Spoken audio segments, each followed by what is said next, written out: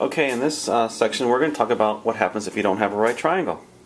And actually there's two rules we're going to look at. In section 6.4 we're going to look at the law of sines. And in section 6.5 we're going to use the law of cosines. The law of sine says if you have any triangle, the ratio of the sine of angle A divided by its opposite side, A, is equal to the sine of angle B divided by its opposite side, B. It's also equal to the sine of angle C divided by its opposite side, C. Normally what you would do is use two of these together, and you don't use three, but what it says is, think of this as an equation of four unknowns. You have to know three out of the four unknowns. In particular, you have to know a pair. You have to know an angle and its opposite side to use the law of sines. When do you use the law of sines? When do you use the law of cosines? It depends on what's given. Again, it depends on if you're given a pair. If you're given an angle and its opposite side, you use the law of sines. Otherwise, we'll use the law of cosines. So let's look at some cases here.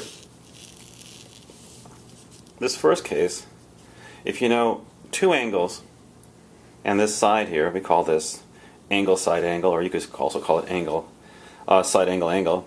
Notice if you know two angles, don't you really know three angles? Because the third angle is just 180 minus the sum of the first two. So you know this angle, you know this side, so you can use the law of sines there. Second case, what if you know this angle and these two sides? We call this side-side angle. Side-side angle. You can use the law of sines because you know this angle and you know its opposite side. This case, though, is called the ambiguous case. There's actually three things that can happen here. Now, excuse me, in these other two cases, you really can't use the law of sines because you see, here, you know these two sides, it's called side angle side. You know these two sides and the included angle. You don't have a pair. You don't have an angle with its opposite side. So we'll use the law of cosines here. In this third case, if you know three sides, you clearly can't use the law of sines because you don't have any angles at all. So we're going to focus on these first two today.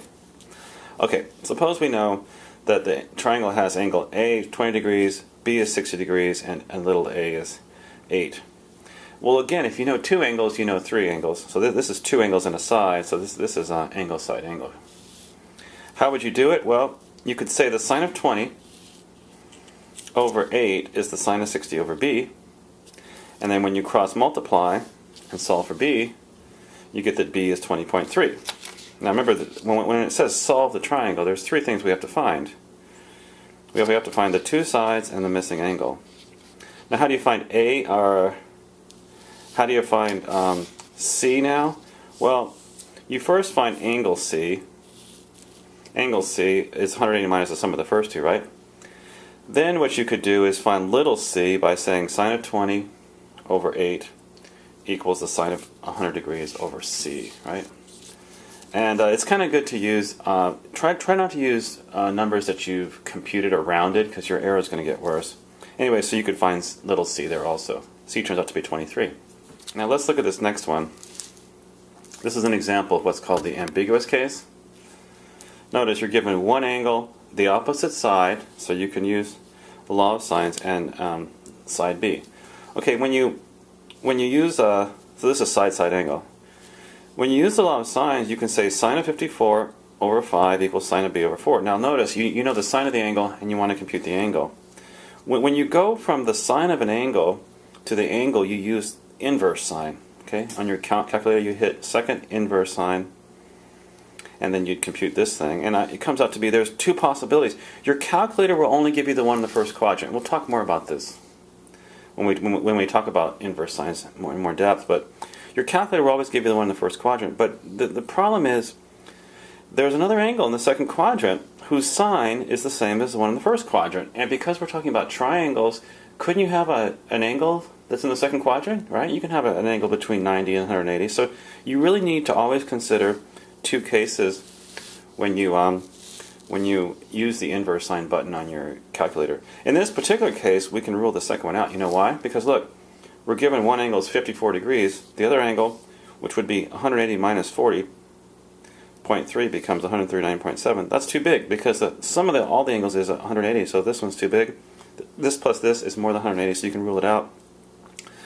So you don't have to worry about it in this case, but in the next one you might. So if angle B is B1 is 40.3, you can find angle C by taking 180 minus the sum of the first two, and then the way you find Side C is to say that the sine of this angle C divided by little c is the sine of 54 divided by 5. And if you solve for side C, you get C is 6.2, and there's only one possible triangle. It looks kind of like this. Anyway, let's continue with this ambiguous case. Look at this second one. We're given A is 24 degrees, B is 8, and A is 4. Again, we have that pair, so we can use the law of sines, but this is one angle. This is side-side angle again. Start off okay. We start off with sine 24 over 4 is sine B over 8. Now, when you use the inverse sine, here we go. When you use the inverse sine, you get that sine B equals 2 times sine 24 degrees. So B equals inverse sine of 2 times sine 24 degrees. Your calculator will give you 54.4 degrees, but when you take 180 minus it, you get 125.6, which is possible because A was only 24 degrees. So you have to allow for this possibility. There might be two possible triangles. So how do you do it? Well, you break it up into two cases. Let's do the first case. Let's suppose B1 is 54.4. Then in that case, your triangle looks like this. We have to find little c and big C1, the angle. Well, the angle C1 is 180 minus the sum of the first two, so it's 101.6. And the way you find little c is to say the sine of 101.6 degrees over c is sine of 24 degrees over 4, so little c equals 9.6. So that's one triangle. But the other one, if B2 equals 125.6, you're looking at this case here, you could still find, now angle C2 becomes only 30.4, 180 minus the sum of the first two is 30.4, and when you find little c2, you get this little c2 by cross multiplying, you get equals 5.0. So there are two possible cases, you can't rule either one out. Okay, let's look at another one. Still, we're looking at the ambiguous case, and the problem is, remember, when you go from the sine of the angle to the angle, there's two angles. There's one in the first quadrant, one in the second quadrant. That might be possible. Okay, so this is the ambiguous case again. We can say sine of 24 over A equals sine of B over 10.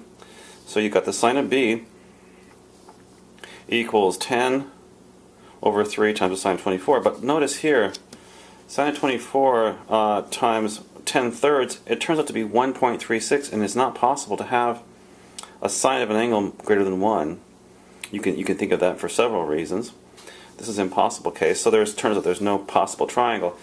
So that's the third case. There's either one triangle, two triangles, or no triangles. And what's going on here is that if this angle is fixed, and this distance is fixed, and this side here is just too small, no matter how you swing it, it can never touch. So there's no possible triangle. So you got to be careful, and like I said, always consider two cases, and that's the best advice. Let's look at this example. Plane flies directly between two towns that are 10 miles apart. I didn't mean that they're equal distance. It's flying. It's not flying on an angle. It's flying in between them. In fact, it's not halfway between them because this angle of elevation from town A is 42 degrees. This angle of elevation from town B is 40 degrees. And what they want you to do is find the height of the plane. Well, if you could think about it, you don't actually need the law of sines. You could use the right triangle trig, but notice this is angle side angle. Angle side angle is actually it's not ambiguous. You know this angle has to be 98 degrees, right? Because the sum is 180. So you could say sine of 98 over 10 equals, say, for example, sine of 42 over A, right? So you can find side A, it's just 6.8 miles. Once you know this side is 6.8 miles, you know this angle, you could find H using right triangle trig, see?